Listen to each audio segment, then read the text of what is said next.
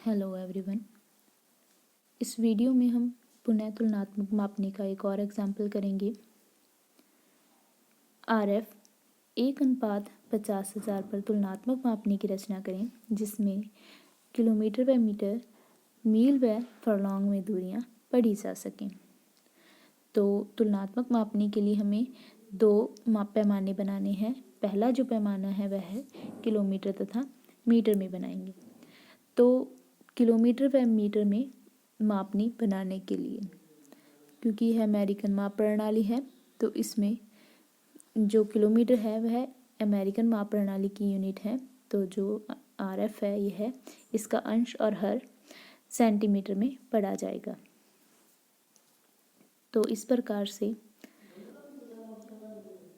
मानचित्र पर दूरी 1 सेंटीमीटर है तो धरातल पर दूरी 50,000 सेंटीमीटर, क्योंकि जो अंश है वह मानचित्र की दूरी तथा जो हर है वह धरातल की दूरी है, इसलिए मानचित्र पर दूरी 1 सेंटीमीटर है तो धरातल पर दूरी 50,000 सेंटीमीटर।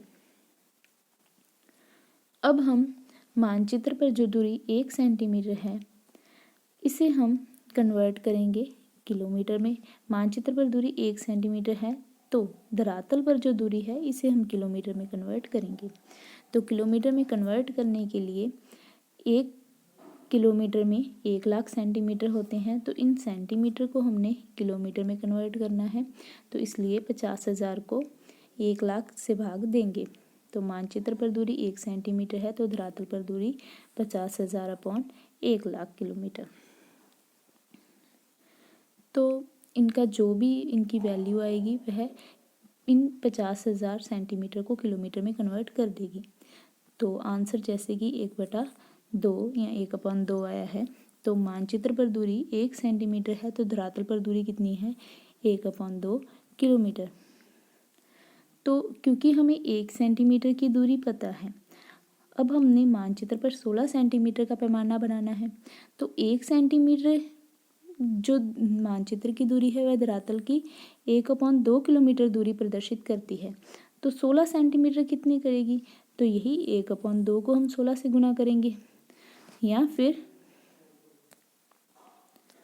यह कैलकुलेशन जो रखी हुई है 50,000 अपॉन 1,00,000, 50,000 अपॉन 1,00,000 गुना 16। तो आंसर कितना आया है? 8 किलोमीटर। या फिर इसको आप यूँ भी लिख सकते हो 1/2 इंटू 16, ये भी कितना आएगा? 8 किलोमीटर। तो यह जो कैलकुलेशन है इनके हिसाब से जो आपका मानचित्र पर दूरी है 16 सेंटीमीटर है, वहीं धरातल पर जो दूरी है वह कितनी है? 8 किलोमीटर।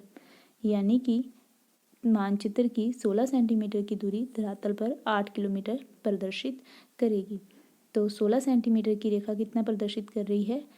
इसको कट कर दो, यहाँ पे क्या आएगा? 8 किलोमीटर को।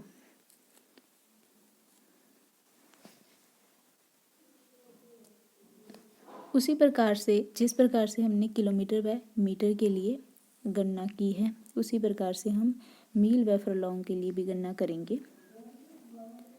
तो मील में मापनी बनाने के लिए, तो मील में मापनी बनाने के लिए मील क्योंकि यूनिट ब्रिटिश माप प्रणाली की है, तो यह क्या होगा? इसकी वैल्यू जो होगी वह इंच में होगी। मानचित्र पर दूरी 1 इंच बराबर धरातल पर दूरी 50,000 इंच, क्योंकि जो अंश है वापस से बार बार आपको रिपीट कर रहे हैं कि अंश हमेशा मानचित्र की दूरी बताता है, हर धरातल की दूरी बताता है। तो इस प्रकार से यही नीचे लिखा गया है कि मानचित्र पर दूरी 1 इंच है तो धरातल पर दूरी कितनी है? 50,000 इंच। अब हम इस 50,000 इंच को मील में कन्वर्ट करेंगे। ये भी आपको बहुत बार बताया जा चुका है कि 1 मील में 63,360 इंच होते हैं। तो इंच कितने भी हों उसको अगर हमने मील में कन्वर्ट करना है तो उसे 63,360 से भाग देते हैं। और वहीं हम किलोमीटर के लिए किससे भाग देते थे? 1,00,000 से। और इंच के लिए किससे देते हैं? मील में कन्वर्ट करने के लिए 63,360 से। तो क्योंकि हमने इसका मील बनाना है तो इसी 50,000 इंच को 63,360 से भाग देंगे। तो मानचित्र पर दूरी 1 इंच है तो धरातल पर दूरी कितने मील होगी? 50,000 अपॉन 63,360।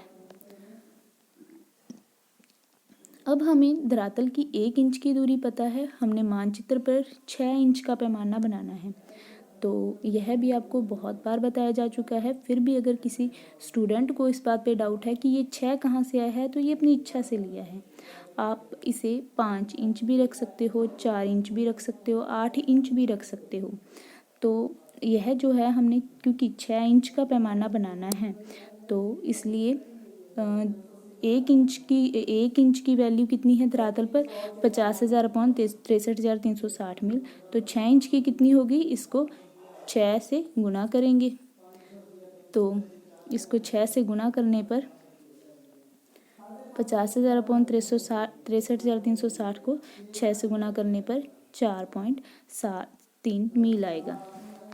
तो पिछले एग्जाम्पल में हमने समझा था कि जब धरातल की दूरी पॉइंट्स में आ जाती है, तो ऐसे में हम उसका निकटतम पूर्णांक लेते हैं, क्योंकि धरातल की दूरी हम पॉइंट्स में नहीं रख सकते। तो 4.73 का निकटतम पूर्णांक कितना होगा, 5 मील होगा। कि अगर तो धरातल पर 6 इंच की दूरी थी, तो अगर मानचित्र पर 6 इंच की दूरी थी, वह धरातल पे कितनी थी, 4.73। लेकिन अगर हम इसको 5 मील कर देंगे, कि धरातल पर दूरी कितनी है, 5 मील है, तो मानचित्र की रेखा कितनी होगी, धरातल पर दूरी हमने थोड़ी सी बढ़ा दी है, तो मानचित्र की दूरी भी बढ़ जाएगी। लेकिन कितनी बढ़ेगी, पिछले ही एग्जाम्पल की तरह इसमें भी हम गणना करेंगे।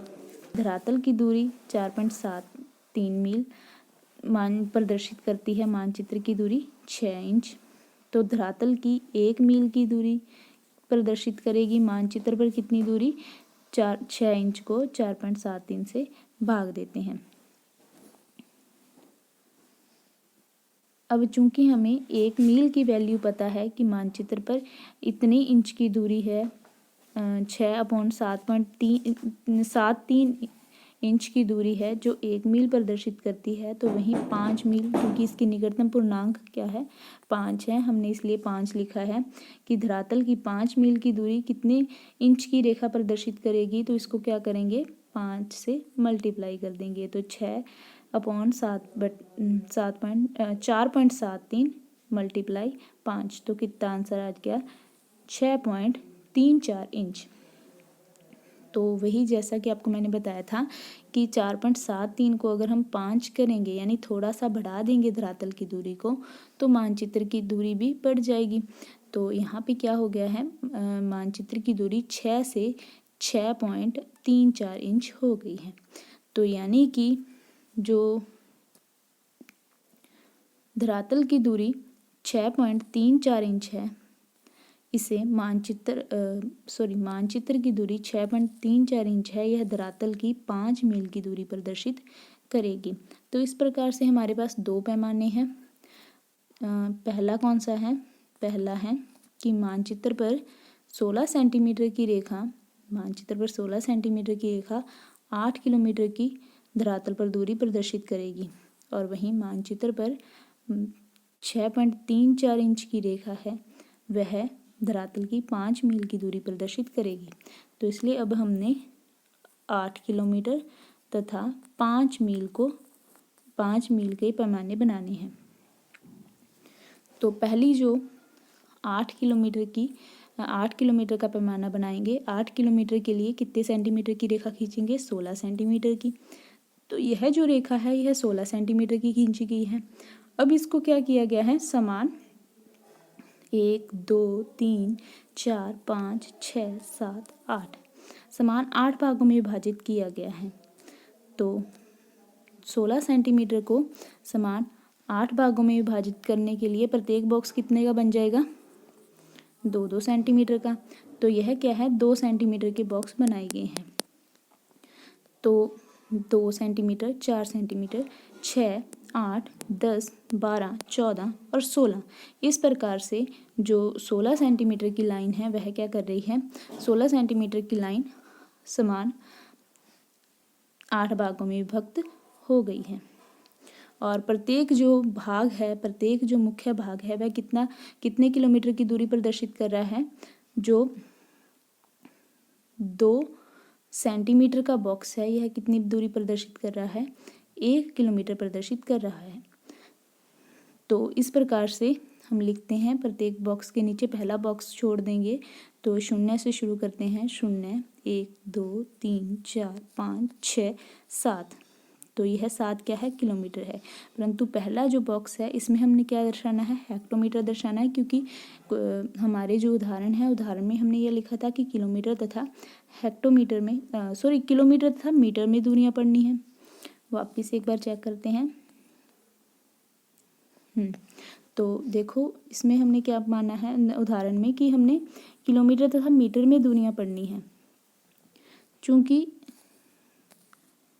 1 किलोमीटर में 1000 मीटर होते हैं, तो इसलिए यह जो बॉक्स है यह 1 किलोमीटर का है।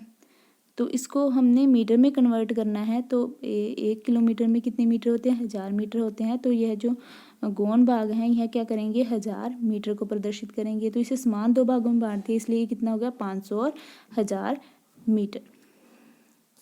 तो इसके पीछे क्या आ जाएगा, किलोमीटर आ जाएगा बड़े वाले बॉक्स के पीछे, और जो छोटे गौण भाग हैं इनके आगे क्या आ जाएगा, मीटर्स आ जाएगा। और अब इनके जो शून्य हैं, शून्य के 90 डिग्री बिल्कुल नीचे सीध में एक और शून्य आ जाएगा। यह जो रेखा है यह कितने इंच की खींची जाएगी। अब देखो पहले वाली जो थी यह तो सेंटीमीटर में खींची गई थी, लेकिन अब ये जो है यह इंच में खींची जाएगी। तो यह कितने इंच की खींची जाएगी, 6.34 इंच की। यह जो रेखा है 6.34 इंच की खींचेंगे। इसको समान कितने भागों में विभक्त किया है, 1 2 3 4 5 भागों में विभक्त किया है। तो 6.34 को 5 से भाग देने पर आपको एक बॉक्स की वैल्यू पता चल जाएगी। इसके बाद यह कितने मील प्रदर्शित कर रहा है, धरातल पर 5 मील प्रदर्शित कर रहा है। तो प्रत्येक बॉक्स के नीचे कितना लिखेंगे, 0 1 2 3 तथा 4। क्योंकि एक जो है 5 क्यों नहीं ये शो हो रहा, क्योंकि जो लास्ट वाला बॉक्स है, पहले वाला बॉक्स हमने छोड़ दिया है। अगर हम इसको मिला लेंगे तो ये कितना हो जाएगा, 5 मील हो जाएगा। तो इस प्रकार से इनके नीचे हम वैल्यू भी लिख देंगे 4 मील तक की। और जो प्राथमिक भाग है उसको गौण भागों में विभक्त करेंगे। तो क्योंकि 1 मील में 8 फरलॉन्ग होते हैं और उदाहरण में यह लिखा था कि दूरियां मील तथा फरलॉन्ग में पढ़नी है, तो पहले वाले बॉक्स में 8 फरलॉन्ग दर्शाएंगे। क्योंकि यह एक बॉक्स जो है यह 1 मील का है, इसलिए पहले वाले बॉक्स में 8 फरलॉन्ग दर्शाएंगे। मान लो यह बॉक्स जो होता है यह 2 का होता, तो क्या होता, 8 को 2 से गुना करना पड़ता, तो हम कितना दर्शाते, 16 फरलॉन्ग दर्शाते। और मान लो अगर यह बॉक्स की वैल्यू 1 की बजाय कितनी होती, 3 होती, तो यहाँ पर हम कितना फरलॉन्ग दर्शाते, 8 को 3 से गुना करते, 24 फरलॉन्ग दर्शाते। लेकिन हमारे पास क्या है, यह जो मुख्य भाग है यह इसमें केवल 1 मील दर्शाया गया है। तो इसलिए इसको समान 8 भागों में विभक्त किया है, तो इसमें 8 फरलॉन्ग बना दिए। तो अब आपको यह भी बता दें कि यह जरूरी नहीं है आप इसको 8 भागों में विभक्त करो। आपकी इच्छा है आप इसको समान 2 भागों में विभाजित कर सकते हो, जिसमें आप 0 4 और 8 लिख दो। तो यह जो बॉक्स बनाए जाते हैं यह कितने बॉक्स बनेंगे ये आप अपनी इच्छा से बना सकते हो। इसको कम भी कर सकते हो, ज़्यादा भी कर सकते हो, लेकिन जो वैल्यू है वह वही रहनी चाहिए कि जो पहला आपका जैसे पैमाना था उसमें आपने क्या माना था कि 16 सेंटीमीटर की रेखा थी और 8 किलोमीटर प्रदर्शित कर रही थी।